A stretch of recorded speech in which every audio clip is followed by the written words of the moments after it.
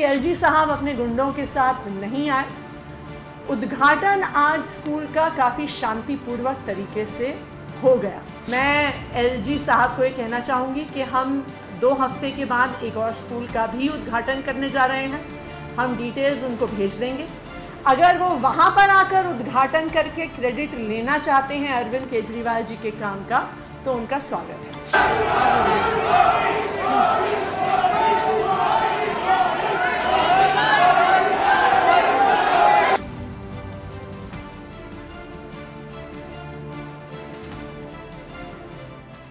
दिल्ली की केजरीवाल सरकार और दिल्ली के उपराज्यपाल विनय कुमार सक्सेना के बीच क्रेडिट वॉर जमकर चल रही है।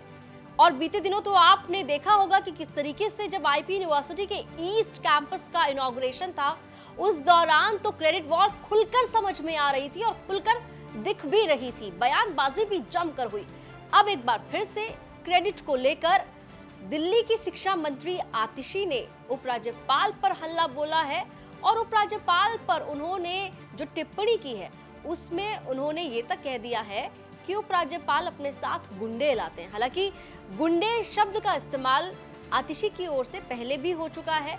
आईपी यूनिवर्सिटी के ईस्ट दिल्ली कैंपस के इनॉग्रेशन के दौरान जो कुछ हुआ, उसके बाद आतिशी की प्रेस कॉन्फ्रेंस में ये साफ सुनाई दिया जब आतिशी ने कहा कि उपराज्यपाल अपने साथ गुंडे लाते हैं। एक बार फिर से यही बयान जो है आतिशी ने दोहराया है, लेकिन इस बार मौका था उत्तम नगर के गर्ल्स गवर्नमेंट स्कूल की बिल्डिंग के इनॉग्रेशन का।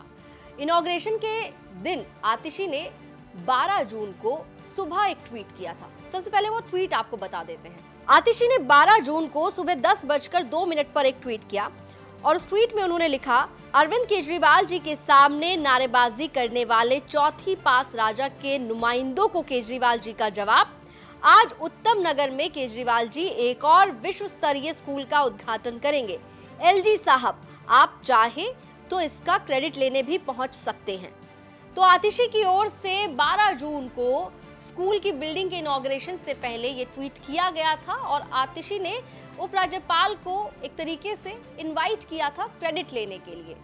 इसके बाद दिल्ली के मुख्यमंत्री अरविंद केजरीवाल और शिक्षा मंत्री आतिशी उत्तम नगर के गर्ल्स गवर्नमेंट स्कूल की बिल्डिंग के इनॉग्रेशन करने के लिए वहां पर पहुंचे और इनॉग्रेशन के बाद आतिशी ने एक प्रेस कॉन्फ्रेंस की और इस प्रेस कॉन्फ्रेंस में आतिशी ने उपराज्यपाल के खिलाफ जमकर हल्ला बोला।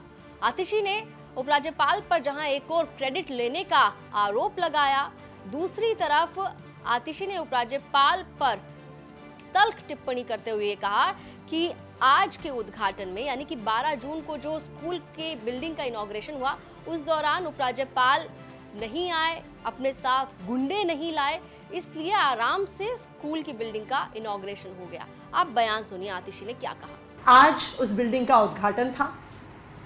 आज सुबह ट्वीट करके मैंने दिल्ली के एलजी साहब विनय सक्सेना जी को न्योता भी दिया था। मैंने उन्हें कहा था कि अगर वो आना चाहें और इस बिल्डिंग का उद्घाटन करके अरविंद केजरीवाल जी के काम का क्रेडिट लेना चाहें तो उनका स्वागत है। हमने काफ़ी देर तक विनय सक्सेना जी का इंतज़ार भी किया, लेकिन दिल्ली के एलजी साहब विनय सक्सेना जी हमारे स्कूल के उद्घाटन में नहीं आए और उनके ना आने की वजह से उनके साथ क्योंकि वो नहीं आए, जो वो अपने साथ गुंडे लेकर आते हैं वो भी नहीं आए, जो अपने साथ वो बदतमीज़ी करने वाले लोग लेकर आते हैं वो भी नहीं आए। तो इसलिए क्योंकि एलजी साहब अपने गुंडों के साथ नहीं आए, उद्घाटन आज स्कूल का काफ़ी शांतिपूर्वक तरीके से हो गया। मैं एलजी साहब को ये कहना चाहूँगी कि हम 2 हफ्ते के बाद एक और स्कूल का भी उद्घाटन करने जा रहे हैं। हम डिटेल्स उनको भेज देंगे। अगर वो वहाँ पर आकर उद्घाटन करके क्रेडिट लेना चाहते हैं अरविंद केजरीवाल जी के काम का, तो उनका स्वागत है। आतिशी के इस बयान के पीछे 8 जून की वो घटना है जो आईपी यूनिवर्सिटी के ईस्ट कैंपस में हुई थी। दरअसल ईस्ट कैंपस के इनॉग्रेशन के दिन जब दिल्ली के मुख्यमंत्री अरविंद केजरीवाल मंच पर भाषण देने के लिए चढ़े, तब अरविंद केजरीवाल के भाषण देने से पहले ही वहां मोदी मोदी के नारे लगने लगे और ये काफी देर तक होता रहा। तस्वीरें देखिए। तो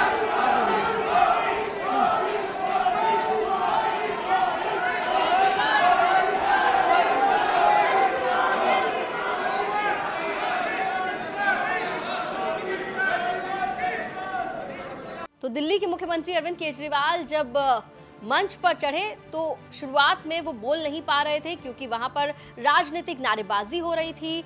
जब इनॉग्रेशन का समय था उस वक्त की भी कुछ तस्वीरें आई जब दिल्ली के मुख्यमंत्री अरविंद केजरीवाल उपराज्यपाल विनय कुमार सक्सेना के साथ ईस्ट कैंपस के इनॉग्रेशन के दौरान डोरी खींच रहे थे। तब उपराज्यपाल मुख्यमंत्री का हाथ साइड करते हुए नजर आए। हालांकि लोग अपने अपने तरीके से उपराज्यपाल जिस तरीके से मुख्यमंत्री अरविंद केजरीवाल का हाथ थोड़ा साइड कर रहे थे उसके मायने निकाल रहे हैं, लेकिन उसके बाद से लगातार दिल्ली की केजरीवाल सरकार उपराज्यपाल पर क्रेडिट चोरी करने का आरोप लगा रही है और बार बार उपराज्यपाल पर तर्क टिप्पणी की जा रही है। अब देखना होगा कि उपराज्यपाल की ओर से इन तमाम आरोपों पर क्या जवाब दिया जाता है। ऐसा नहीं है कि उपराज्यपाल की ओर से कभी कोई जवाब नहीं दिया जाता।